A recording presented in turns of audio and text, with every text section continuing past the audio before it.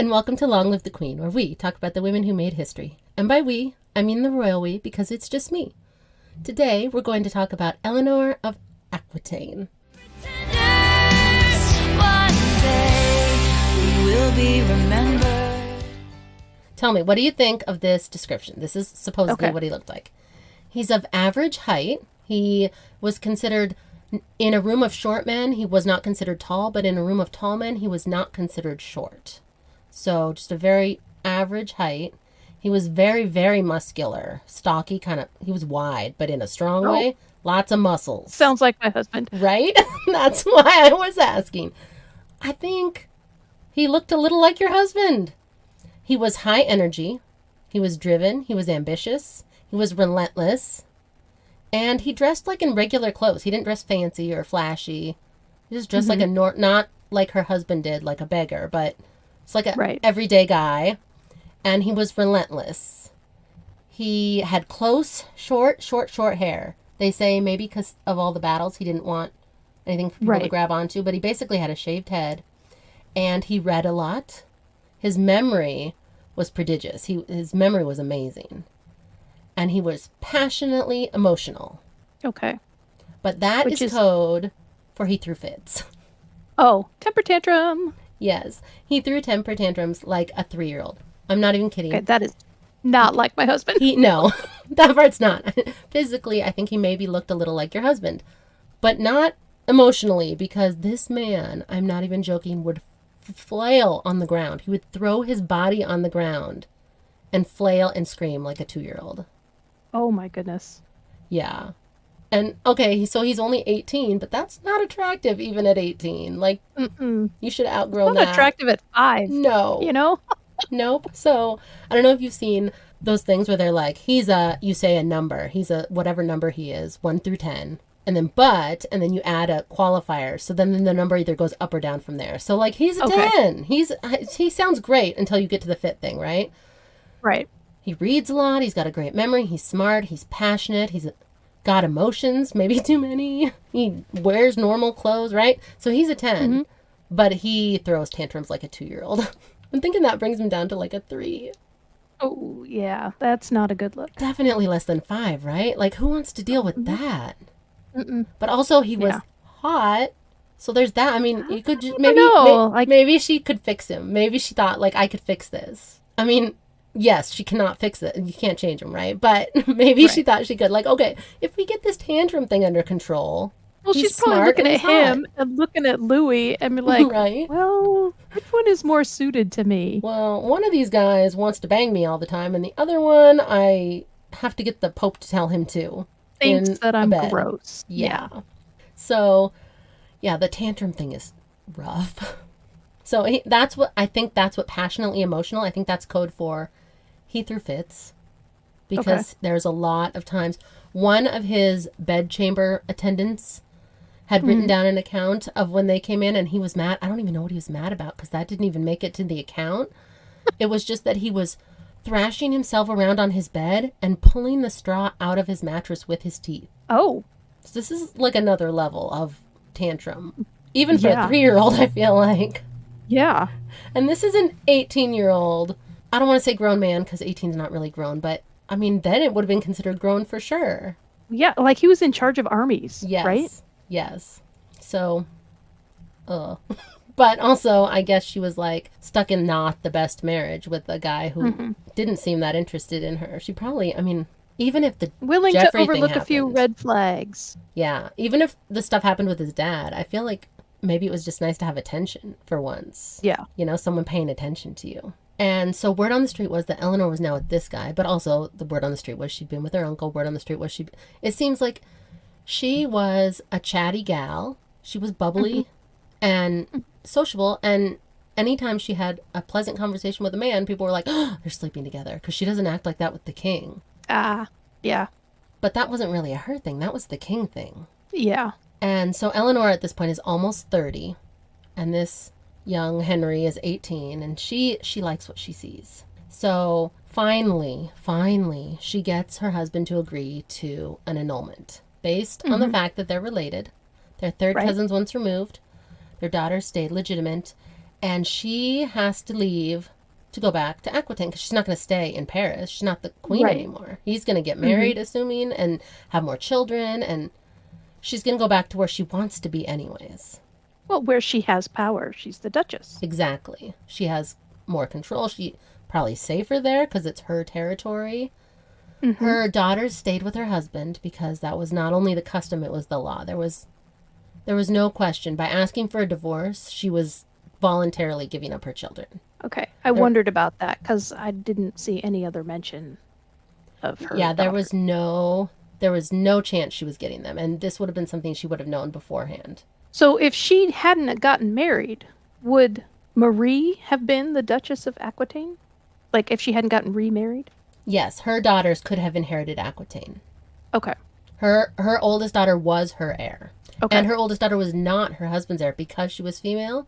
It would have changed family lines to a totally different line of the royal family because girls could not be Queen of France. But Marie was her heir apparent. Okay.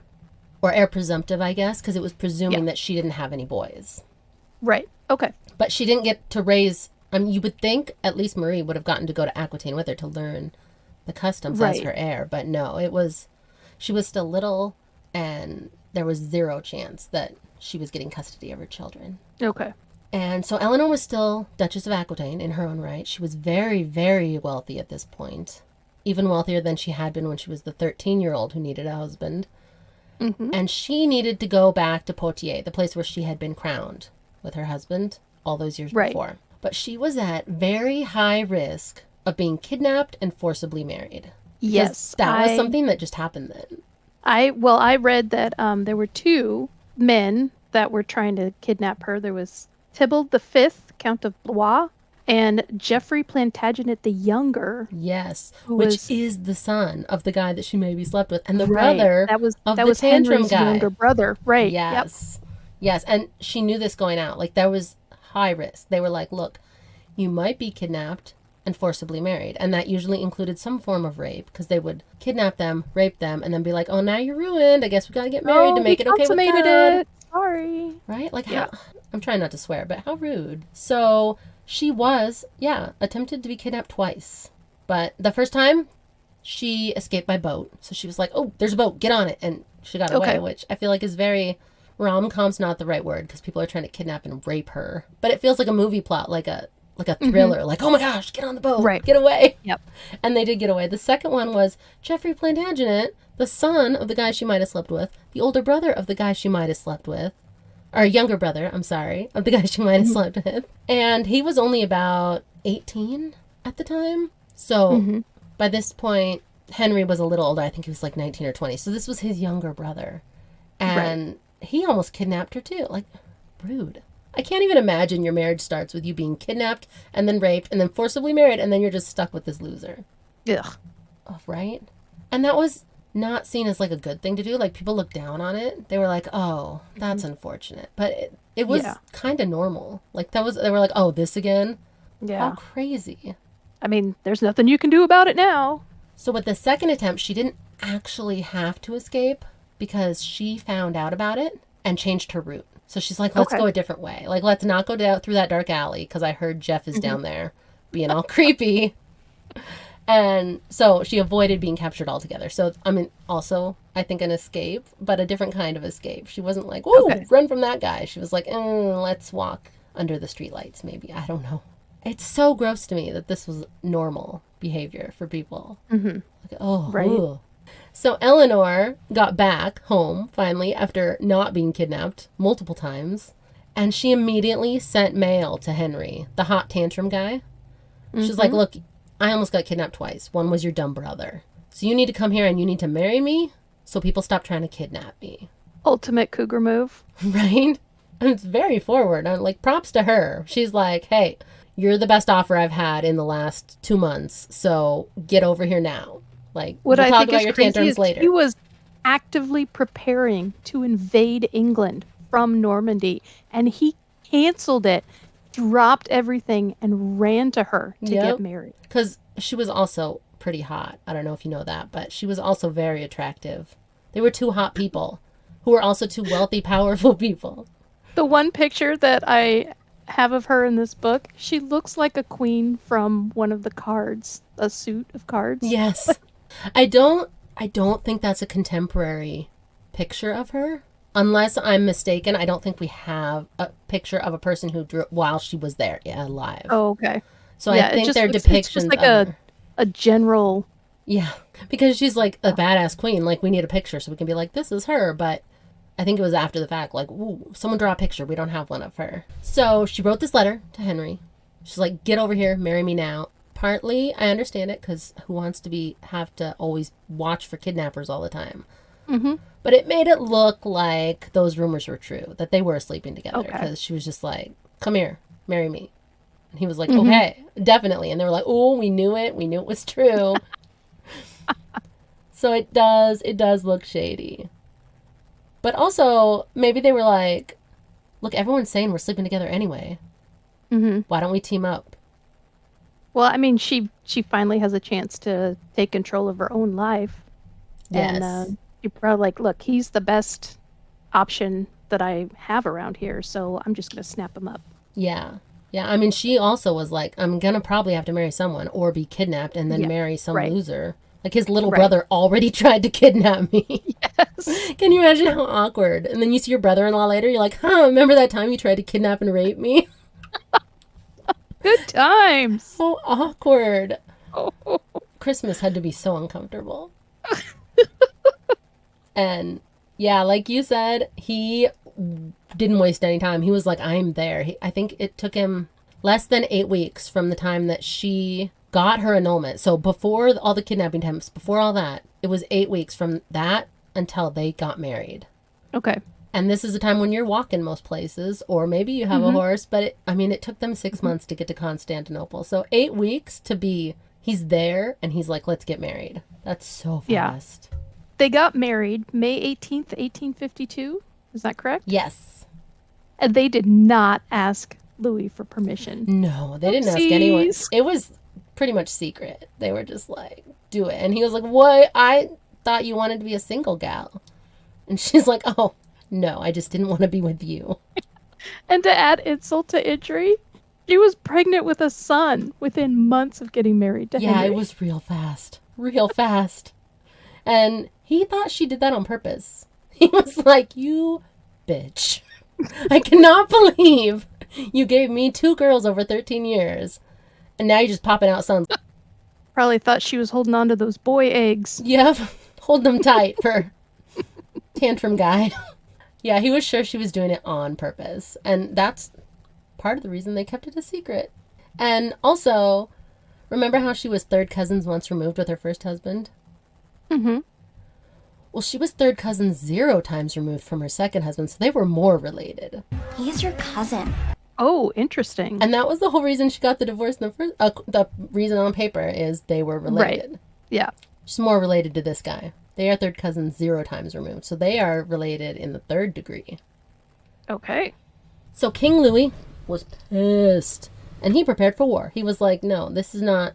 Now I'm mad. Like, I'm going to war with Tantrum Guy.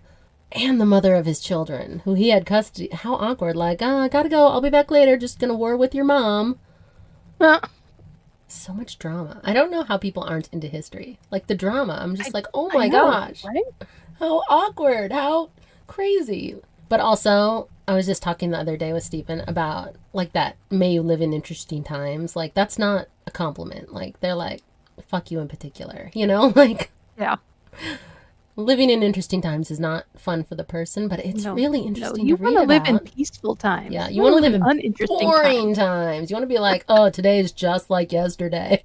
That's the goal. So Eleanor was now the Duchess of Aquitaine and the Duchess of Normandy.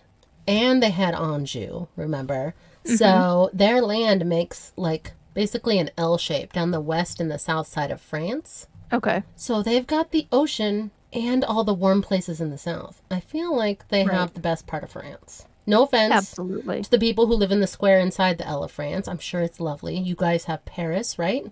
That's where Paris would be. So Eleanor and her husband, between them, were killing it at the power game. Because they would both be the Duke and Duchess of Normandy, the Duke and Duchess of Aquitaine, the Count and Countess of Anjou. Like, they had a lot of land. They were the power couple. And I don't feel like that made her ex-husband, the King of France, feel great. Nope. They were technically his vassal lords, but they were arguably much more strong than he was, much more powerful.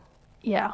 And her husband now was a military leader, whereas And he was good at it. was not. Exactly. He was good at it, and he had claimed the throne of England.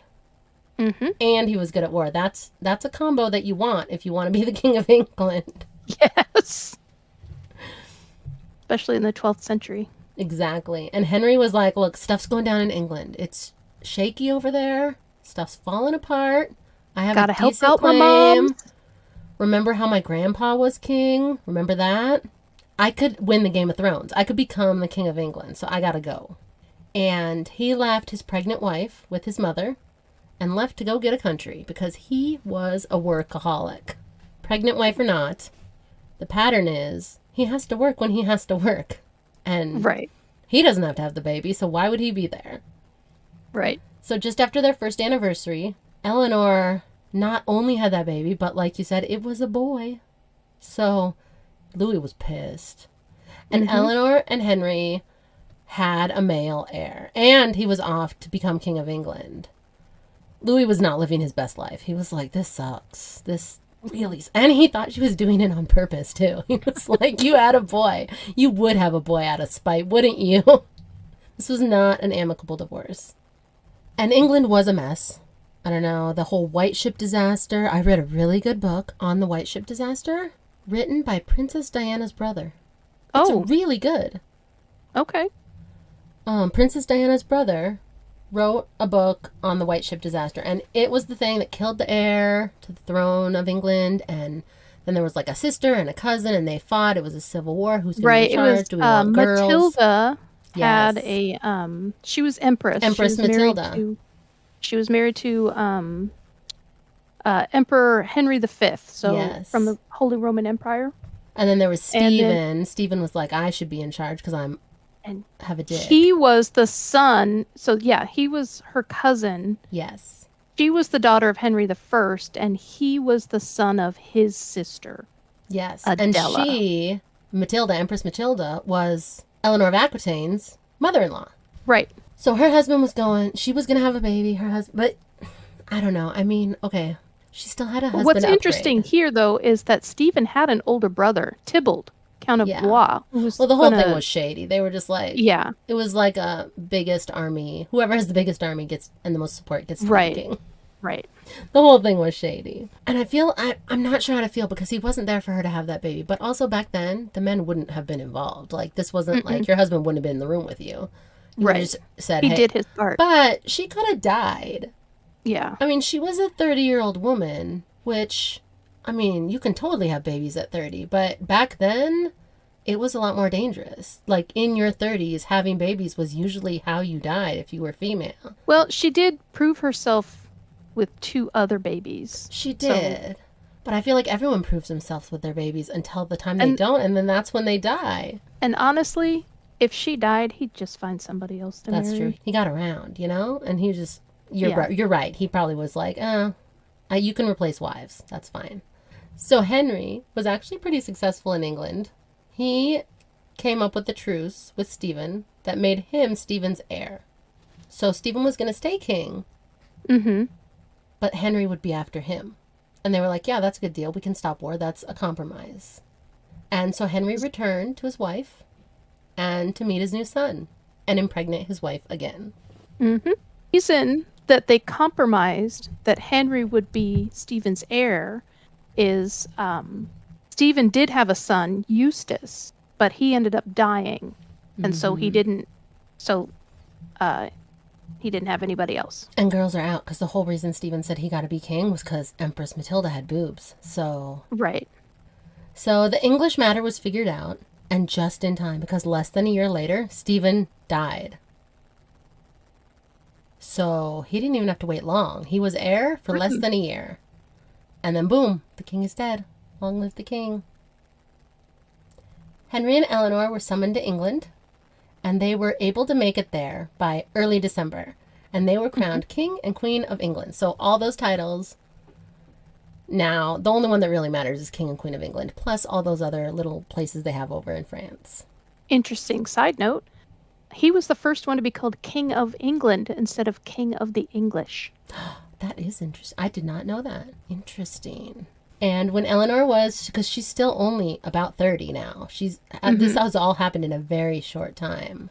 Right. And when she was about 30, she was described as gracious, lovely, the embodiment of charm. And he extolled her lovely eyes and noble countenance, and declaring that she was one met to crown the state of any king. So basically, she was like the jewel in his crown. Okay. Basically, he was like, yeah, she is a kick-ass queen. And this was the start of the Plantagenet dynasty, and they would rule until the 15th century when King Richard II would be overthrown by his cousin Henry, which would start the Lancastrian line. So the House of Plantagenet lasted about 250 years, which is really long.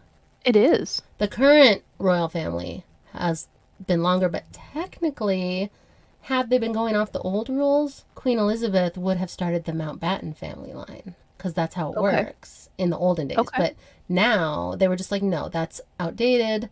Shouldn't matter that she's a woman. So they're just keeping it. So that's why theirs is longer. 250 years is a long time, especially for that long ago when it was just like biggest army is in charge. Right. So the new king is Eleanor's husband, King Henry II. So she is officially at this point the only woman to ever be Queen of France and Queen of England.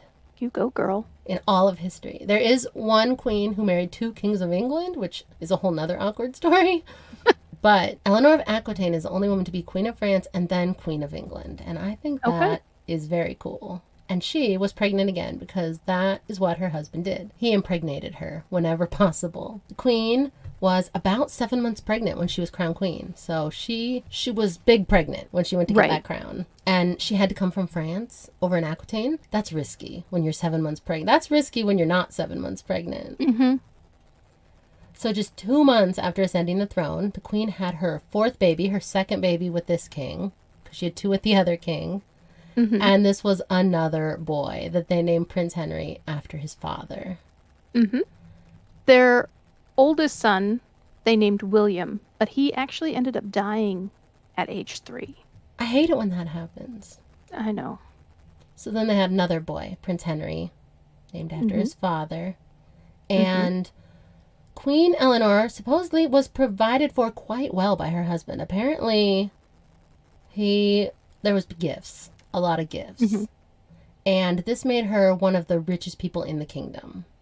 When she was already rich. I mean, she was, remember, a rich 13-year-old, but now she was like super rich. And it earned her the title of Riche Dame de Richerie, which means, in English, rich lady of a rich king. So they're like, hey, there's the rich lady who's married to the rich king. That was kind of her nickname, which is, I don't know, I guess that's an okay nickname to have. A little unwieldy, though. Yeah. And it kind of gives all the credit to her husband. She was already rich when they got married. She was richer than he was. Like, he's the king now, so things have changed a little bit. But when she married him, he was a duke of a smaller duchy. Relatively little is known about Eleanor during the reign of King Henry II because the chroniclers only really talk about him.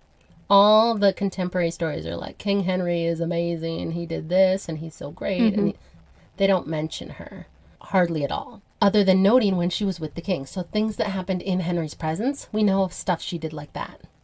But stuff she did on her own, nobody was writing about that. It wasn't uncommon. The activities of women were not thought to be sufficient enough to report on. And they were seen as merely participants in the imperial kingship. They were a part of the team. So the church taught that the women were the weaker vessel and the source of all lechery, which seems harsh. All lechery. Harsh. Like, okay, let's be honest. Like, who's the source of all lechery? I'm not going to go with all the women. No. I'm not going with all the men. So, the 3 male listeners I have, because it's overwhelmingly female. It's equal opportunity lechery. Right. But the source of all lechery. And so the weaker vessel. Okay, well, that goes way back to Eve tempting Adam with the apple. So, of course, because this Adam is why we can't have nice things. Right. Now, all of us are evil women. Yeah, the source of all lechery. The weakest vessel thing makes sense because this was a time when it was like biggest army wins, right? And there weren't a lot of women Right. who were like, oh, I mean, Eleanor had a pretty big army, so maybe don't pull on that thread. But They couldn't be warriors. right, in a fist fight, they were going to lose more often than they were going Yes. to win. And they were also seen as feeble, irrational creatures who needed to be governed by men because they had too many emotions. And you hear that argument a lot, that women are too emotional for this or too emotional for this. That only counts if you don't count anger as an emotion. Because I would argue the large portion of anger comes from men. Yeah. But they don't count that as an emotion because that's a tough emotion. Yeah. So I don't love that, but definitely that's how it was seen back then. They're emotional, irrational, like, honey, get yourself a man Weak-willed. to keep you under control, like you're Yeah. falling apart. And women were expected to be chaste, humble, modest, sober, silent, charitable, and well-behaved. But also pop out babies on babies on babies on babies. Because be chaste, but also always be pregnant. ABP. Always be pregnant. Always. But it wasn't all obviously sunshine and roses. Like, she was a queen. Like, that's solid. I'm here for that. But a month after her coronation and a month before she had her second baby, King Henry left again to go work, to go be army guy. Right. 1 month before she had her baby. And I'm sure he was thinking, like, she doesn't need me here for this. Like, she's going to have this baby with or without me. I might as well go get my stuff done while she's busy doing her stuff. Well, he still had a country to run because He did. Stephen left the country in shambles and he had to go around and I mean, pick it up was the a whole pieces. Civil War mess. Yeah. And he was away a lot. But, I mean, 1 month before. You couldn't wait a month? Leave next month. But he had returned by September to meet his new son. And we know this not because we have a report of him returning, but because we have a report that Queen Eleanor was pregnant again already. Ah. So he was like, he was back because they were about to have another baby. But by January, we do know he was gone again. So he was like, oh, you're pregnant? Okay, I'm out. See He got you later. the heir. He got the spare. Yep. He got the spare. Yep. And like, he's like, we got this. We got this. You do your thing. I'll do my thing. We meet up. We talk later. It's so weird to me. All my people. Exactly. It's very much a business marriage, but also it's two hot people who are like quite sexually active, but then they're also like, oh, I'll see you in a year. And so that was during this time when their oldest child together, William, died at 2.5. He suffered a seizure and he died during, so she's not only pregnant and alone, but also her 2.5-year-old dies, which is the most awful. And after suffering a seizure, which they definitely didn't understand back then. Right. A lot of people would have considered that like demonic possession or something. They wouldn't have known what that was. Yeah. But 3 months. It was punishment because she married him so quickly. Exactly. Yeah. Exactly. It would definitely have been seen as a sign from God. Like, God's trying to tell you something. Now we just have to decipher what it is. It makes me think of David and Bathsheba. Exactly. So 3 months after the death of her oldest son, she had her next baby. And this was a little girl. So Louis was probably over in France, like, finally she's over this grudge, like having girls again. And they named her Matilda after, obviously, her mother-in-law, Empress Matilda, I'm assuming. So Eleanor had baby Matilda in June. And by July, she was leaving England with her children, including her 1-month-old baby, to be with Henry in France. She was like, okay, well, I'm not pregnant now, so I'm going to go find my hot husband and see if I can remedy that, because always be pregnant, right? Yes. So she took her 1-month-old baby and her other baby, who was only 1 year old, to France. And I'm going to be honest, I'm surprised she didn't leave them in England, like at the royal nursery. Right. But she didn't. She brought them with. She probably like, oh, he probably wants to meet his kid. Maybe. I don't know if she was right about that. But I'm shocked that she took a 1-month-old on that journey. That wasn't the safest journey. I'm not judging her. I'm not trying to mom shame her. I'm just surprised. Right. No, that's a perilous voyage. Will be remembered. Thanks for listening.